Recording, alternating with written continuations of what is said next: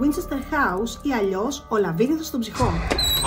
Το σπίτι χτίστηκε από τη Σάρα Winchester, τη χήρα του εφευρέτη των πιο διάσημων φωνικών όπλων στην Αμερική. Μετά το ξαφνικό θάνατο του συζύγου και της κόρης της, η Σάρα πίστεψε πως ήταν καταραμένη από τα φαντάσματα όσων είχαν πεθάνει από τα όπλα Winchester.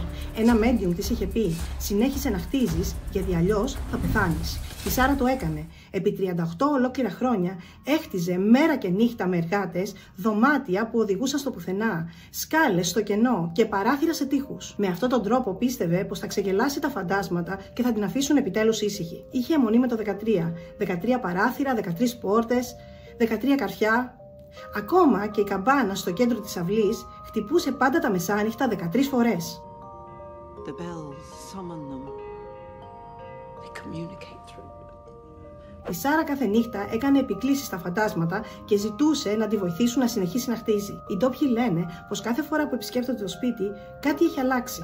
Ίσως γιατί η Σάρα δεν σταμάτησε ποτέ να χτίζει. Απλώς το έκανε από την άλλη πλευρά. Και αν κοντοσταθείς τη νύχτα, θα ακούσεις ακόμα τους εργάτες να χτυπούν τα σφυριά.